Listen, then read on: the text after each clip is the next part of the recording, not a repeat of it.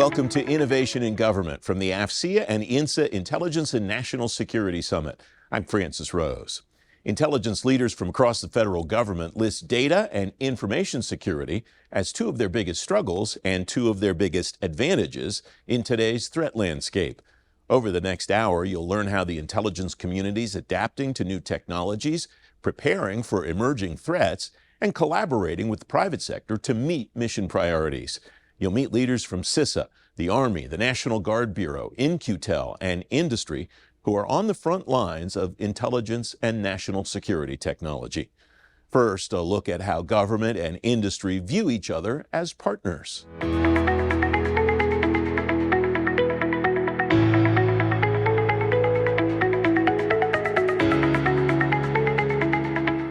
Mike Shrader is Vice President at Carahsoft. It's great to see you, my friend. Thanks for joining me. What are the opportunities right now using the technology that is really cutting edge today for industry to help the intelligence community meet their missions? Well, I think the intelligence community has long embraced the buy versus build mentality, and long ago, dismissed the days of needing to build their own systems, and has embraced industry's leading edge solutions, especially those that are coming out of some of the emerging tech hotbeds in our country domestically, to allow them to focus more on the mission and the mission outcomes as opposed to building and deploying technology. So I think the intelligence community has long embraced and continues to embrace, like never before, a partnership with industry and industry practitioners that can understand some of that mission and mission outcomes and help them drive those outcomes by providing, the technology side of in the increasingly digital world. What kind of questions are IC members asking you right now about technology and about the challenges they have that they would like tech to help solve? I think a couple of areas that we're seeming to getting a lot of questions from this community. One is the evolving cyber threatscape. I think across government, all agencies and all mission areas are focused on combating the cyber landscape and staying up with all of the evolving threats in that world. So cyber's still top of mind.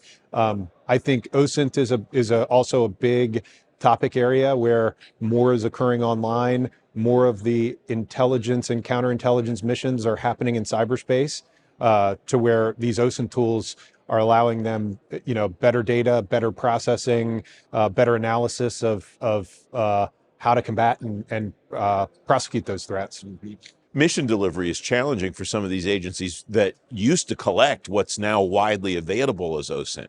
How's that changing the way that they're interacting with industry and the ways that they're getting access to information that they used to have to collect themselves? So I think there's just that many more sensors in the world, and folks have gone into business around, with the mindset that they're going to help collect data for lots of different purposes, lots of different types of customers.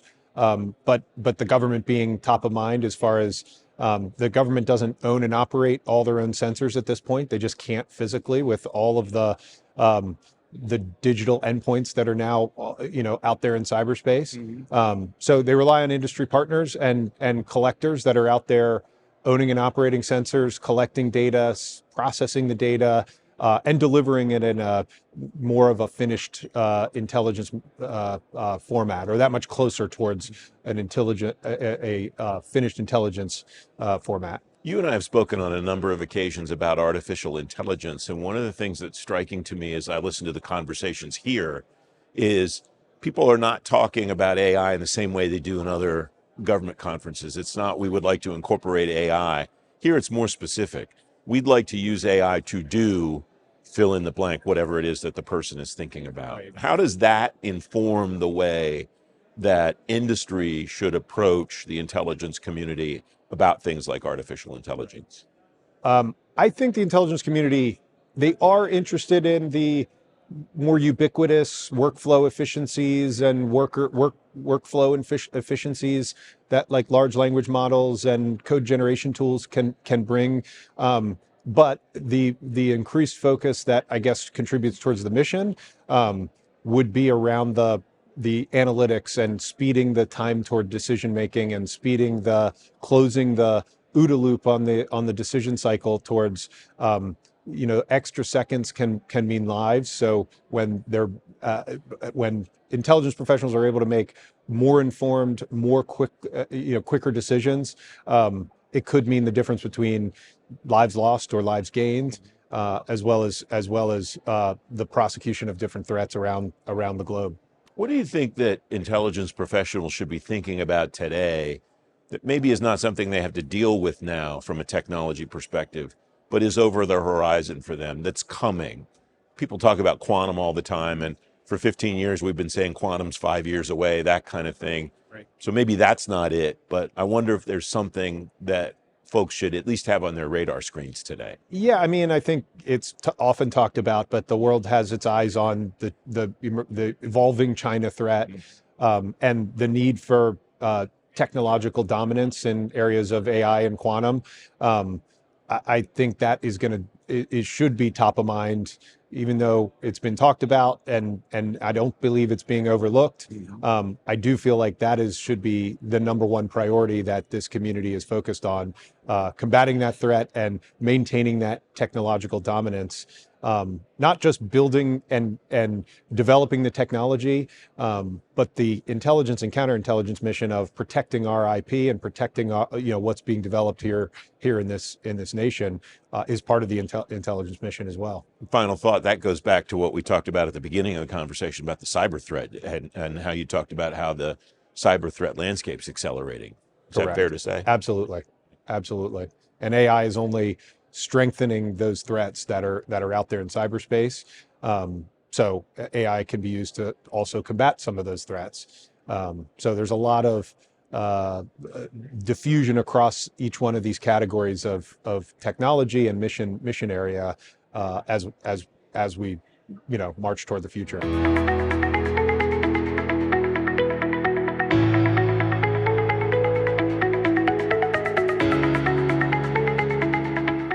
Jermaine Roebuck's Associate Director for Threat Hunting at CISA. Jermaine, welcome. Thanks for joining me today. End of year, beginning of year, coming up shortly for the federal government. Organizations are always looking for low-cost ways to effectively secure their systems. What are some of the things that you're seeing that are effective in that area? So I'll tell you a couple of things, especially when we're in terms of critical infrastructure. What we're seeing is that organizations are doing the basics of cybersecurity, basic cyber hygiene practices. So going from very low cost to minimal effort to high, I would say, especially in the wastewater water community, changing those default passwords to more complex and secure passwords is number one. I think when it comes to operational technology environments, you're going to want to make sure those OT devices aren't present on the internet. But at the same time, you got to think about the technicians and the engineers that sometimes have to drive 2 or 3 hours away to get to these devices. So obviously they want to add internet connectivity so they can access them remotely. So one of the ways that you can do that securely is to set up what we call virtual private networks in front of those devices, make sure they're locked down and secure, enable logging, as well as make sure you implement phishing resistant multi-factor authentication. That costs almost nothing. Mm-hmm.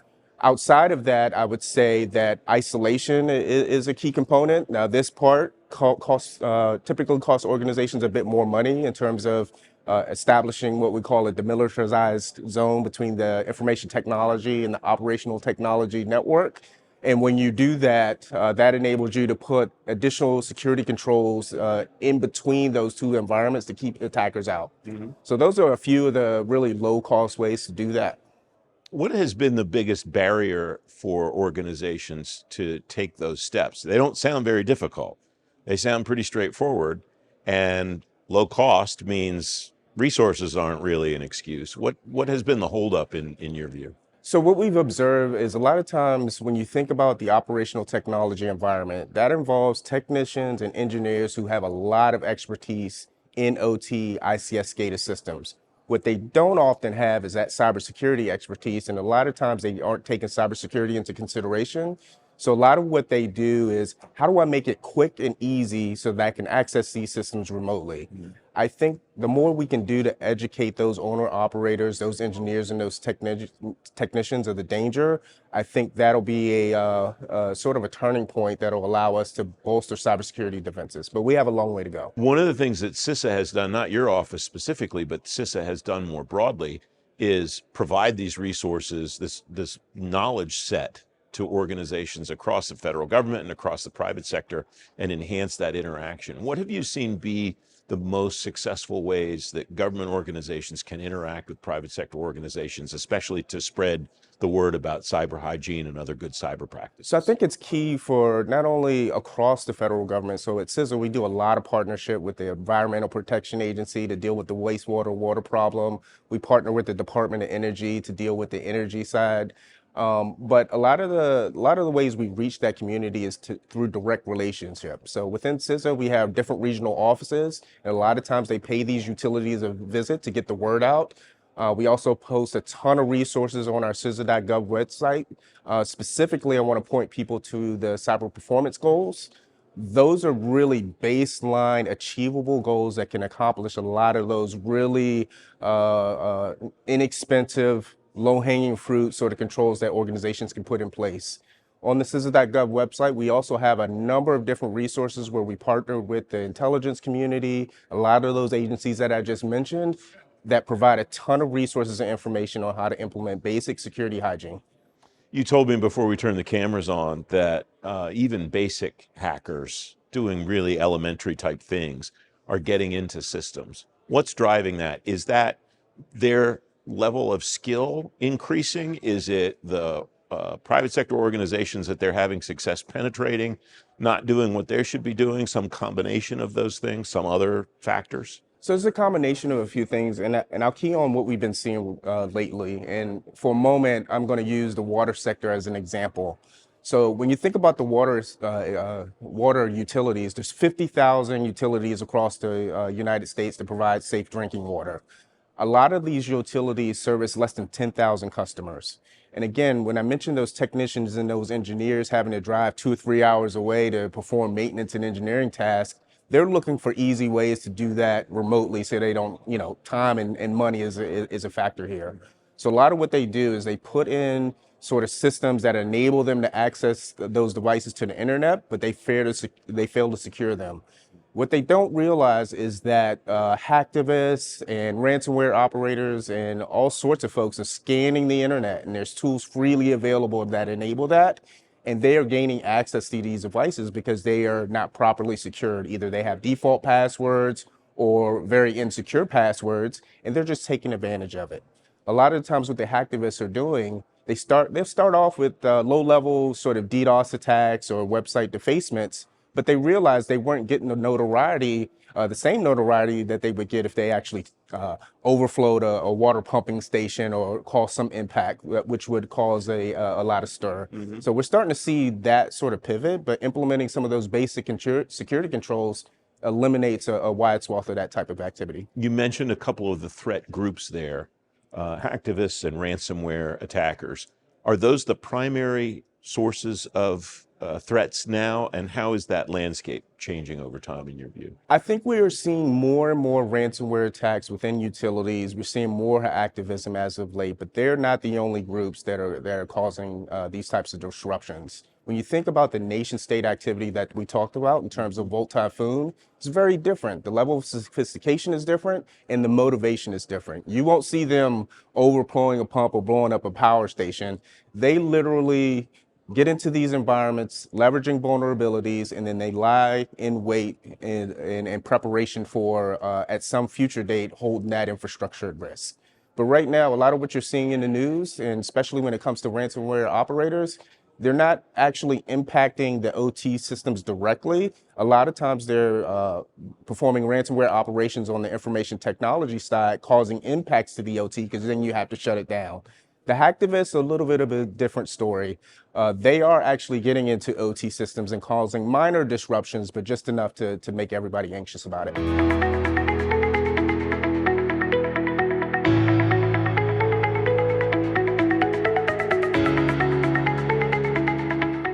Janelle Balch is Major Account Manager in the National Security Group at Dell Technologies. It's great to talk to you. Thanks very much for joining me. What's the best way that you're seeing private sector organizations like yours connect innovation inside organizations in the federal government right now, Janelle? So, from a big technology perspective, it's the public-private partnerships, and that's often government-led with, you create this ecosystem where there's trusted advisors within these large companies or even small companies that have this innovation, reason for being there. And then you bring in the technologists, you bring in from the government side who's going to be using this at the end, give us a big problem statement, and then the company sits down and you can pull in a partner. We have a whole ecosystem of partners. If we can't sell what you need or solve your problem for you, we pull in our partners and we're able to sit down and say, okay, given your problem statement, then here is what we would propose, of course, with, the government's advice on security requirements and zero trust and anything else. And so that's one of the ways that we find the most success. You used a term there I like, government-led. As the leader in that partnership, what are the things that the government can provide that will help industry serve it better? And what is maybe the missing link for industry to be able to serve the government better? Well, from a government-led perspective, right? I mean, that's always kind of a touchy thing because, especially in the intelligence community, because you're looking at, classified information and all of this, but having them lead the conversation, especially if you have cleared support in those companies, bring them inside and actually be forthcoming with what you're trying to solve for and why. I think that's one of the areas that we could all improve upon, is making sure that there's this transparent and bidirectional, frankly, communication between those two. Mm-hmm. What facilitates that? What are the elements that industry can do to make sure that they're giving the government back, maybe above and beyond what the government says, this is what we want? Yeah. I mean, I think that, again, it's not a clear and cut answer, right? But you have, if there are ways to make the contracting process a little cleaner, and if there are ways to make it clear what are your deliverables and what are you looking to achieve, and then industry says, okay, well, here we go. Like, we have something that's clear cut and there's no question about what you're looking for. But again, you also need to have some level of ambiguity because that's the world we live in. And that's what the IC has to deal with every day, especially on the international stage. Mm-hmm. And so I don't know if I answered your question, but I think just having very clear deliverables on what you're looking for will help industry say, okay, we'll bring our technology to bear. This is what we're trying to solve for. But at the same time, it's challenging. Yeah, you did answer it actually very well, I think. And the challenge, I think, that from the industry side is I hear commonly, including at this conference, that the government thinks it knows what it wants and doesn't always know what's possible. Is that something that you've seen, especially, I imagine, in the innovation space? We can do this, and maybe sometimes government folks are surprised by that. Is that fair? That's absolutely a fair comment because they just don't know. Mm-hmm. And maybe that's on industry to be a little more, I'm not going to say aggressive because that's kind of a negative term, but a little bit more forward-leaning and looking for those relationships. And I think a lot of this is driven by personal relationships, and it needs to be more institutionalized. So you need to have someone within the government as well as within each of these large companies, even small companies that are innovators, be that position that is responsible for that, and making sure that the government's never caught by surprise that with whatever requirement that they set out, we say, oh, we did that 5 years ago and solved for that already. There should never be that, especially in this day and age, there should never be that gap. And so having a more institutionalized program or people that are responsible for that so you can plug and play that position as opposed to just have that personal relationship, I think that's very important. Where do you see all of this going? What's the trajectory on which you see the innovation community in both government and industry escalating and scaling? Well, if you look at something like, again, it all comes back to a problem statement. Mm-hmm. So we need the problem statement in order to innovate sometimes. And in industry, it's different because you're doing it in the corporate side without the federal government behind you in order to meet your bottom line. But from a federal government perspective, you need a problem statement, like put a man on the moon again, and then everyone can rally around that. And so, and I don't want to keep going back to the problem statement, but that's often what you need in order to innovate and make sure that it happens.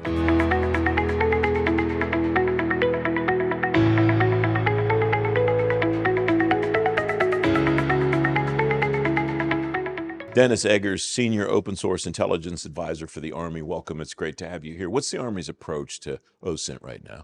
Well, appreciate you having me here. I think it's a great opportunity to really talk about what the Army's doing and how we're getting after OSINT. Our approach is we look at this as the INT of first resort, or the foundational intelligence discipline.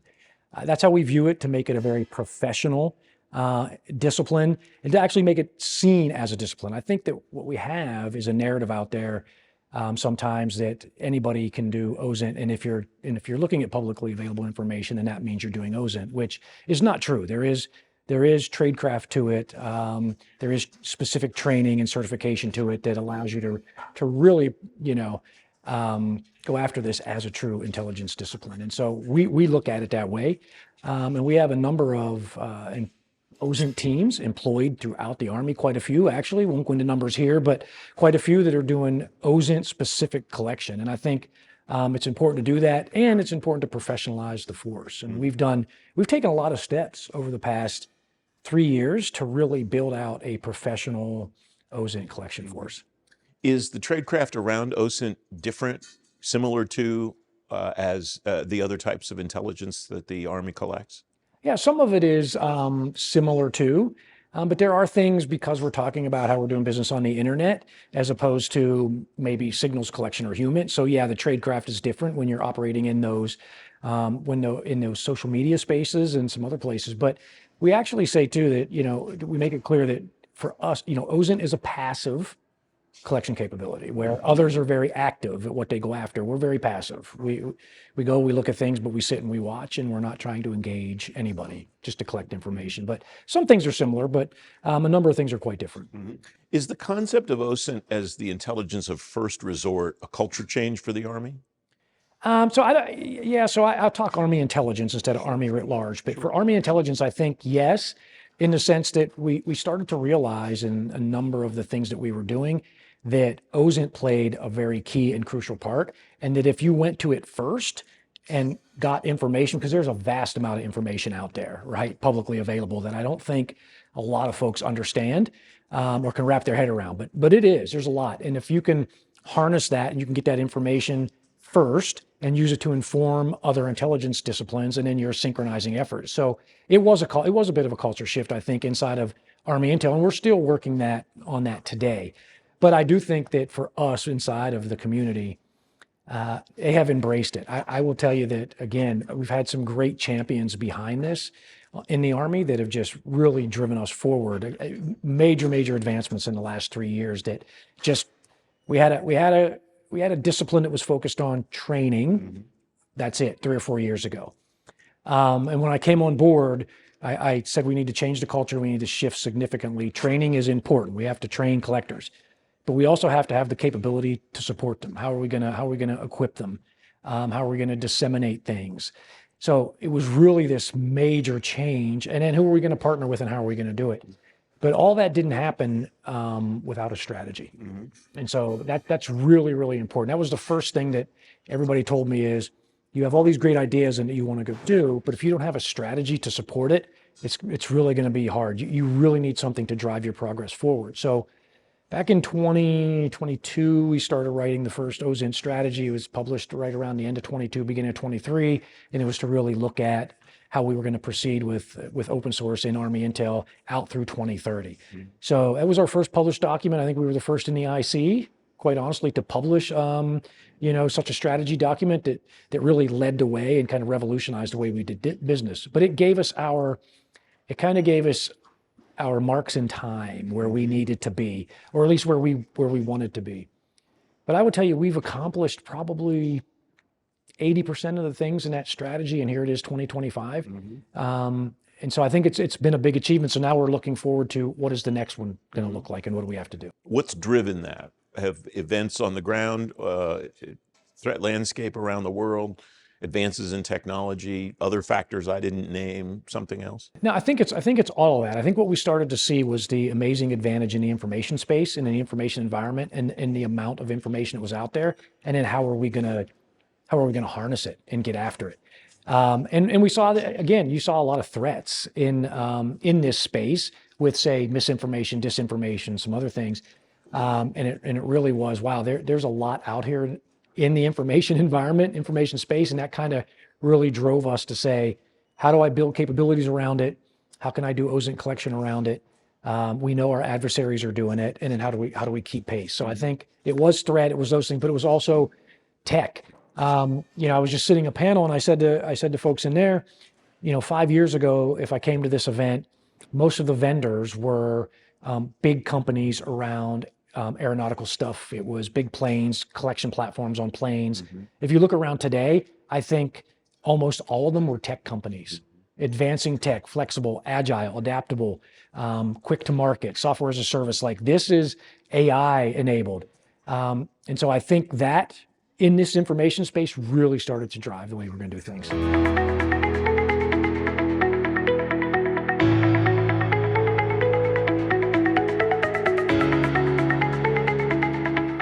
Kyle Sears is strategic partner for Semantic Visions. Kyle, it's great to see you. Thanks for joining me today. What's the landscape look like in intelligence in the next 3 to 5 years? What are the things that the intelligence pros here should be thinking about now for that time frame in the future? Yes, sir. First, when it comes to open source intelligence, the first immediate risk is to be synthetic media. This is generative AI or automated narrative signals that can change and move crowds within hours, right?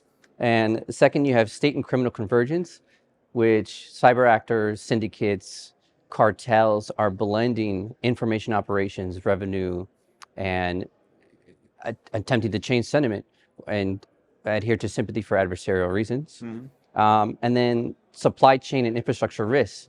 We see changes in supply chain from energy to sub-based chemicals like polyurethane. And this is where, if you utilize open source intelligence, you find the earliest warning signals for these particular issues, multilingual, of course. Yeah. What are the issues that you're seeing organizations have in sorting through each of those three things? The issues, well, a lot of times they don't hit those fringe media outlets, which is multilingual, that then translates to English whether hours, days, or even weeks later we've seen at Semantic Visions. So, for instance, there was an incident that happened in Ukraine at a nuclear power plant. We saw almost no framing from Western positive pro-framing in English, Chinese, Spanish, or any of those languages in that area, other than Ukraine trying to defend itself from Eastern media. The digging into all of the information strikes me as just tremendously difficult. A lot of discussion here about how one collects open source intelligence and how one goes about then parsing it, understanding what's there and what's decisionable and what's not. What's the implication for that when you're talking about a multilingual environment like you're describing? Excellent question. So for a very long time, the battle has been too much volume, too much data. A lot of things occur across the world, even in just English, if we were just talking one language. But now that we have large language models out, so we have multilingual models, and we want to make sure that when the collection does occur, it's curated. So it's not, a lot of times people use those in specialists, Boolean string text in one language. Now we have models that will take your text and semantically divide it, so you're searching in all languages on that specific word. It doesn't need to be perfect spelling, but the way that algorithms and some other models catch it will then semantically break it down and curate it, so it's cutting down the volume specifically to what you're looking for. And the data goes as far as like structured events and narrative signals that you actually care about, instead of just throwing everything at you. So I think that has greatly reduced the amount of effort and OSINT analysts that need to be on the floor. And I know that some of the pipelines for the services haven't deep dove into such OSINT practitioner that these new models and tools and software help a mid-analyst look like a senior professional in shorter amount of time. You used a term at the beginning of the conversation that I think is really interesting, synthetic media. And I know the definition of that term. Are the tools getting better for organizations in the intelligence community to figure out what's synthetic and what's real? So the only thing we can really do currently is to train models against disinformation, misinformation, and deepfakes is what you're getting after. But as AI continues to evolve, because it's evolving faster than industry can keep up with too, right? Not even talking about policy, that generative AI is going to come out and it's going to be a battle against your model against my model and how the AI is going to use it to weaponize. So it might come down to a conversation of what can the human experience at mass scale take in its sentiment over long-term themes and messaging that occurs, whether true or false, and how do we frame each event that occurs. And I did want to mention earlier, when we're looking at these types of collection and then showing analysts, there's provenance and explainability behind what has been collected and seen, so it's not just made up. So a lot of times people use chat boxes that make false accusations. Well, at Semantic Divisions, we have explainability and provenance behind each collection. Yeah. We just have a couple of seconds left.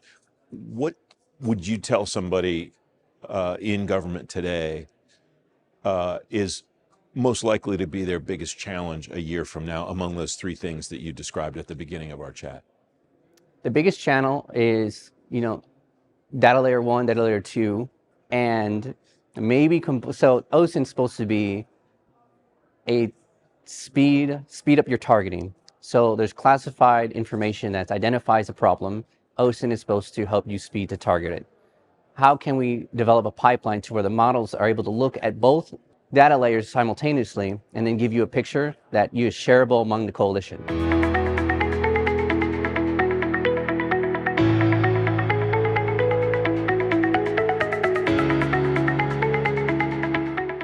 Tom Sweatman's Vice President for Jane's America. It's great to see you again, Tom. Thanks for joining me. Thanks. What's the future, do you think, of open source intelligence for helping intelligence organizations and government really maintain an information advantage? Yeah, so the value of open source is, quite frankly, that it's unclassified. And when we're looking at gaining strategic advantage, it's gaining strategic advantage with our partners and our coalition brethren. And one of the things that we have trouble doing is information sharing and getting all on the same page. So open source just literally opens that up and gives you those options to collaborate and work with different partners out there. What are the obstacles to that data sharing? Is it data standards? Is it the infrastructure by which allies and partners share that information, managing the flow of it? Is it governance, something I didn't mention, all of it? Yeah, it really is all of it. But one of the biggest challenges when it comes to sharing information is just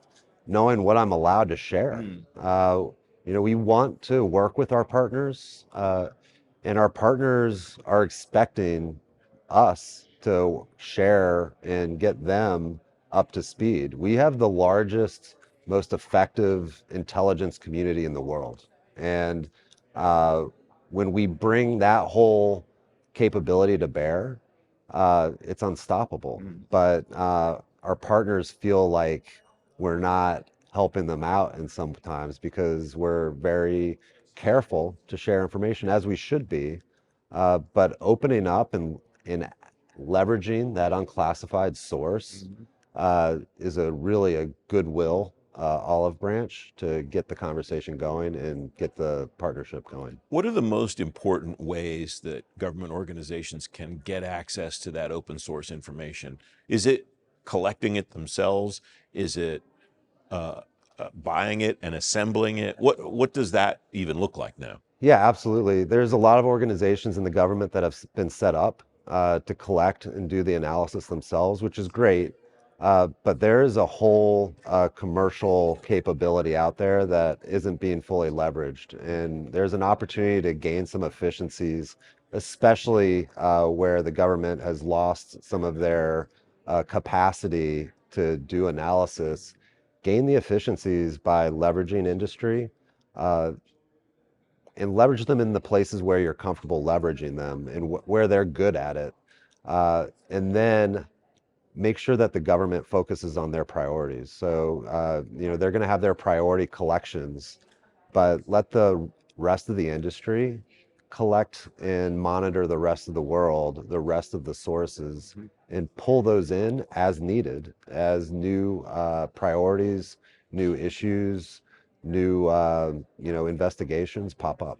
Vice Admiral Whitworth, the director of NGA, said here yesterday that one of the major challenges he's trying to do is make sure that NGA is collecting what it can collect, that they buy what they need, what they can't collect, or what doesn't make sense for them to try to collect, and then make sure he's not buying the same thing twice. What's industry's role, do you think, in being able to help these organizations understand not just what you have, but what they have to avoid what Admiral Whitworth talked about? Yeah, and Admiral Whitworth's like 100% right. And that aligns with what I was saying before in terms of gaining the efficiencies and leveraging industry where you can. Part of it is just having the conversation and working with industry on our business models. We're a capitalist country, and we have to maintain our businesses and keep them going. Understand that the government doesn't want to buy twice, and we don't want to sell to the government twice. But we have to have that open dialogue and collaborate to make that happen. Is that collaboration happening? Could it be? I'm sure it could be improved. It's never perfect. But are you comfortable with the way that dialogue is happening now, or are there things that the government could do better? There's always things that we can improve on both sides. And this year has been extremely challenging just with a lot of the change and people not really understanding what their budget and what their decision options include. I'm bullish and hopeful that as we move into 26, that the collaboration and the communication opens up. And we need to get creative with thinking about how we can both identify capability, identify the gaps, and then go through the acquisition process and be agile in doing that as well.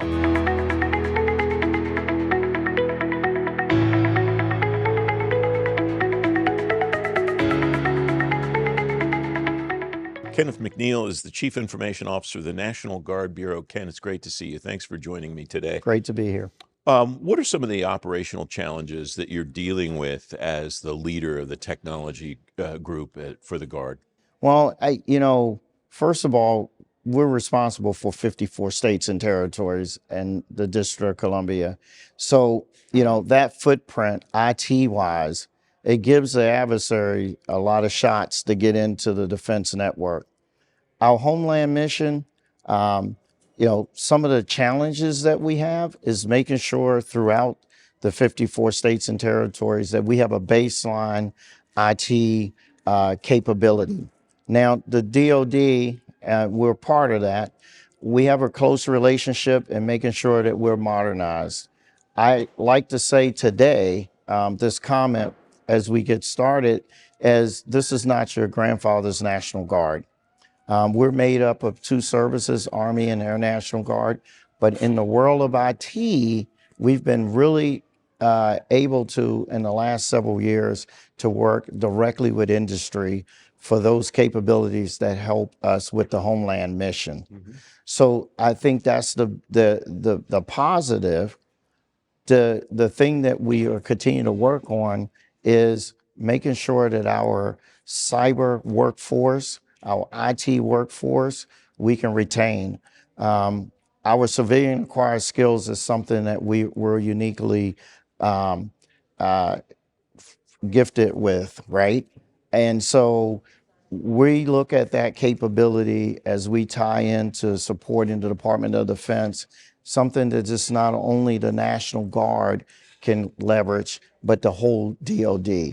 And so we're working closely with the DoD CO and the principal cyber advisors with the services to leverage that personnel. What are the best ways for you to cooperate with those other parts of the department?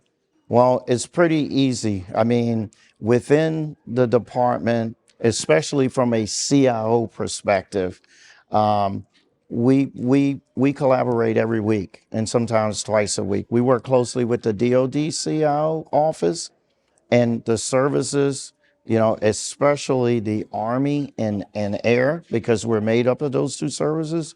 We have close relationships. So when it comes to uh, new technology, when it comes to what we're looking at for the future as far as best practices, we're able to work with those two services and share, you know, creative and innovative ways. And I would like to say this. So for the first time, about 4 years ago, we bought in a technology called Bring Your Own Device.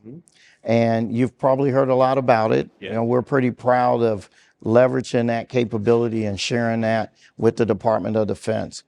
That was an example of us saying, hey, we have a need in the National Guard to have our soldiers and airmen to have a capability on their personal phones. So 93% of the National Guard did not have government furnished devices.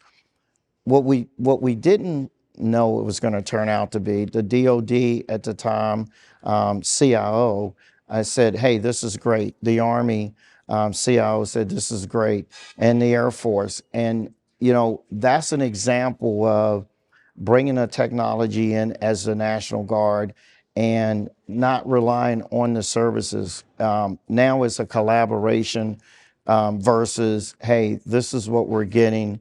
I know you may have a unique need, but it doesn't fit the bill. So I think when I say this is not your grandfather's National Guard, we're in a new mission space and a new way of doing business and thinking out of the box. What does that footprint that you just described, 93% of your personnel So- don't have Government furnished device. furnished So- devices. What does that mean for things like cyber and so on? So, you know, because 93% do not have that, they tend to use their personal device when they're getting ready to mob and preparing to come on orders and on mission. As you know, if you're doing, you know, official DoD work, that's not secure. And so what we learned was, okay, we can't give everybody a government phone. So this capability allowed us to make sure that our soldiers and airmen can operate in a secure environment. You know, and that's key. So now I am not mowed. I am not at drill. I'm at home. I'm even at work. I can collaborate, check my email. I can use Teams. I can use all the capabilities just like I have a government device. And so that's been a game changer for us, but not only for the National Guard, it has really been a game changer within the DoD for those services who are using this capability. We have less than a minute left. I imagine zero trust is an important part Zero of your... trust is our top priority. So we are working zero trust, and we have a National Guard Bureau zero trust plan. And I put emphasis on that because most people say, why are you doing zero trust? You're made up of two services, right? The Army is going to do their zero trust and the Air is going to do their zero trust, and those services are going to wrap up. Well, no, we have a enterprise zero trust from a National Guard Bureau's standpoint of view, because obviously protecting the DoD, it includes making sure that at every level that we're protecting the DoD.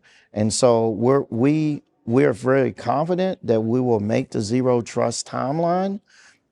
We've worked collaborative with the DoD CIO. That's been such a great help with my staff and myself trying to meet those unique zero trust requirements that we're now pushing forward.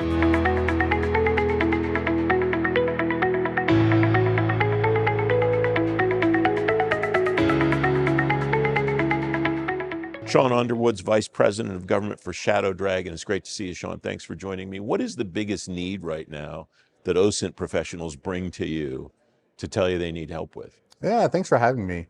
In the last couple of weeks, we're seeing a greater need within around executive protection. So while we support a variety of other mission sets within the United States government, we've seen a growing need working with threat management professionals. So a lot of times they're dealing with an overwhelming amount of information, not just alerts they're getting off of social media, but tips that are actually coming from law enforcement partners. So how do they process that information within a very short amount of time that allows them to identify potential threats and non-threats so that they can actually get it into their overall battle rhythms and processes? What are the tools that they're using, and what are the tools that maybe organizations could use to greater potential to sort through all of that stuff? Yeah, so we work with organizations very closely, doing live point-in-time collection in a very ethical way, where we're able to take a tip and lead coming in, being able to sort across, hundreds of different sources at once to identify other personas and aliases that they may be operating under. Typically, when you're dealing with someone that is in a heightened emotional state or can be very manic, they're not just operating under one social media account, they're operating under many. So at times they may abandon an account or they may get kicked off a social media account and open others. How do you identify all the different accounts that they have and which one's the most accurate on? So that's really important for a lot of folks that are actually doing threat management, where they can actually collect that information, see the type of state of mind that they're in, see if they're in close proximity to their protectee. And so there's a lot of things that actually kind of get into take into consideration. I ask all the time about the cyber threat landscape and how the trajectory is changing. How's the trajectory changing in this type of threat? Yeah, so, we're seeing this kind of, shift and modify. So within cyber, you see a lot of the same traditional actors. You see the same espionage actors relating with the different, countries, seeing a lot dealing with the ransomware actors and criminal actors. Within sort of, we'll say around executive protection and threat management, we're seeing sort of a shift in terms of they've been dealing with overwhelming amount of data for years. But what we're seeing is, how do we actually understand and pivot between multiple different tool sets? That's one thing that we're trying to focus on is, how do vendors actually work with other vendors to actually get the government a better solution that they need? And so I think that's where we're kind of at right now within the... Is the type of data that organizations are receiving and having to parse in the way that you've described, is that changing in addition to the way the threats are changing the way you just described it? So a little bit. So, a lot of it is, how do we actually do collection? Then how do we actually then apply machine learning or artificial intelligence to information that's been collected? So, we're not dealing with, things that are manipulated or incorrectly, perceived. Yeah. The collection piece of it strikes me as maybe the easiest part of it. The difficulty, I imagine, is in knowing what to keep, knowing what is real, knowing what is accurate, and all of that. So the collection phase can actually be very difficult in itself. The reason being is, social media and networking sources isn't just, 20 or 30 resources where you think it's, TikTok, Instagram, True Social, Facebook.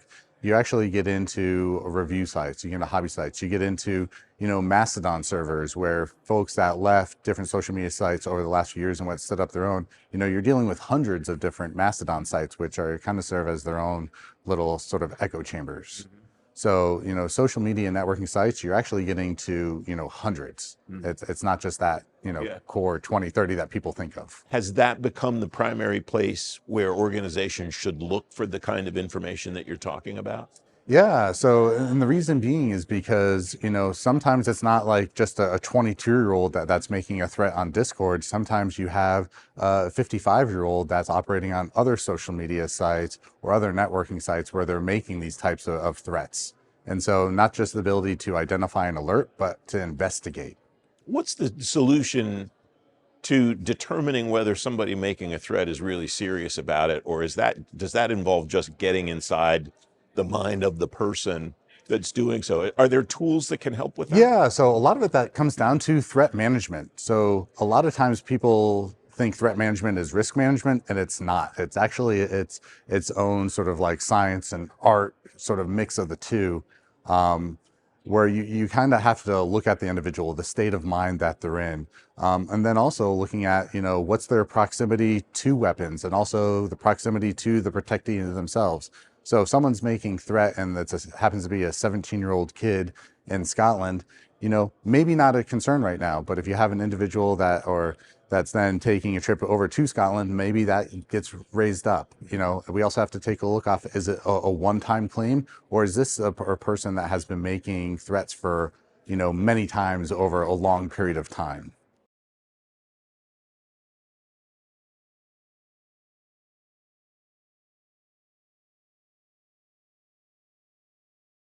AJ Bertone's managing partner at In-Q-Tel. It's great to see you. Thanks for joining me today. You wrote recently about the topic of reimagining the arsenal. What's that look like, and what's the end state that you and your colleagues are aiming for in that idea? Well, Francis, first of all, thank you very much for having me. It's a pleasure to be here. I think in a sentence, the defense industrial base that we have today was built for yesterday's war, and it is not going to enable us to win tomorrow's. And there are a few big things that are happening right now. First of all, from a technology perspective, technology is evolving at breakneck speed, and it's happening across a number of different technology domains that are relevant to national security. On that point, this evolution in technology, it is informing an evolution in the way that war is being waged. And so there's a bit of a flywheel effect that's occurring here, where then changes to modern warfare are informing changes to technology. And all of this is spinning very quickly, and it's continuing to accelerate. That dynamic is not something that the defense industrial base has had to deal with before. Another key consideration, when we think about the threat landscape looks different. Whether it's great power competition and our focus is on China, or maybe something more regional in nature, I think the likely reality is that we're not going to be fighting in the Middle East as we have been over the past couple of decades. And so for some of those reasons, I think we're standing on a burning platform where the defense industrial base, essentially the network of entities, private and public, that support the development, fielding, and sustainment of national security capabilities needs to change. In warfighting over the centuries, some pretty innovative things have happened when they've been forced to happen by the burning platform, as you just described. How would you like to see your colleagues, the defense industrial base more broadly, the national security community, leverage that as an opportunity instead of see it as an obstacle? Yeah, and so In-Q-Tel, we're investing in emerging technology startups and really acting as the front door for them to come into the defense industrial base. And post-investment, we're working with them to become effective, value-additive members of the defense industrial base. And so we see this routinely through our investment work. There are challenges on both sides, frankly. On the government side, I think of the challenge kind of in two key pillars. There's a practice pillar and there's a policy pillar. Policy pillar is really about kind of what the playing field looks like, the rules of the road, and the practice pillar is, how the players play the game. I've been very encouraged by some of the reforms that we've seen, in particular in the past 9 months or so, through executive orders, other policy directives that are easing the path for private companies to do business with the government. There will be the need for longer term, kind of more first principles based approaches to change some of these things to ensure that they stick, but definitely going in the right direction. The practice pillar is much harder. This is where people come into play, and it's not a criticism at all. It's just a reality that people have been playing the game for a really long time the same way. And there's risk aversion in culture. There's just, certain behaviors that are going to have to adapt for the government to become more like a commercial customer. On the industry side, and this is something that In-Q-Tel helps with through our investment model, companies don't have great visibility on the problems that exist across the national security community. We're only part of the equation, though, and so again, it's incumbent upon industry to act in ways that help them gain access to these problems where they exist so they can build accordingly. All things considered, I'd say it's a very exciting time. Both sides of the equation seem to be making positive progress to coming together, and we're very optimistic that we're setting up to make the changes that need to be made. One of the criticisms that especially startups and smaller companies have directed at the department over time has been, we can't even let them know what the art of the possible is. Is it your sense that the department is getting better at facilitating that conversation and at least saying, here's our problem, rather than a long list of requirements? Yeah, and you may know that JSIDS recently was killed, and I think, DOD or DOW now, the Pentagon is moving away from this requirements-heavy driven process and more around what are you trying to do, not what do you need me to build. Build towards the problem and not towards the specification. That is a really important thing. And again, encourage that the more time that public and private sector can spend with one another, the more they can learn about each other's environments. And that understanding is critical so that these emerging technology companies can build towards those opportunities in government. A lot of discussion around the DIB has revolved around the word resilience. From your perspective at In-Q-Tel, what does a resilient defense industrial base look like today? I mean, it's a lot of things. First of all, we need to have all the capabilities required to fight and win our nation's wars when called upon, or to defend our nation. So there's just a first basic thing about having the capabilities we need. And then there's another piece behind that, which refers to all the supply chain to field those capabilities at scale and to do so sustainably over a long period of time. I think Ukraine very much taught a lesson around how quickly stockpiles can be depleted. And when going to replenish those stockpiles, there was a realization that the inputs were not available and that the manufacturing capacity was not there. One particularly concerning element on that is that when some of these companies have looked into their supply chain, much of their supply chain links back to China.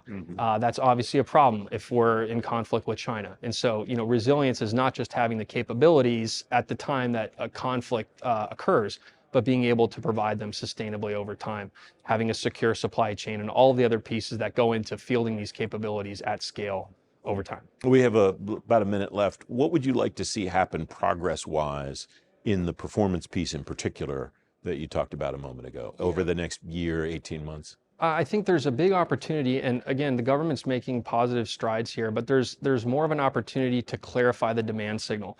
At the end of the day, these for-profit businesses are going to orient around profit opportunity, and it's important for the government to make clear, what their priorities are and where the dollars are going to be, so that industry can orient accordingly.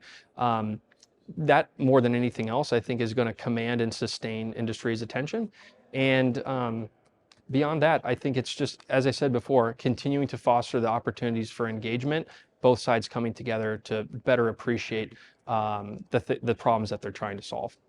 A.J. Bertone of In-Q-Tel at the Intelligence and National Security Summit. Thanks for joining me for this Innovation in Government program presented by Carahsoft.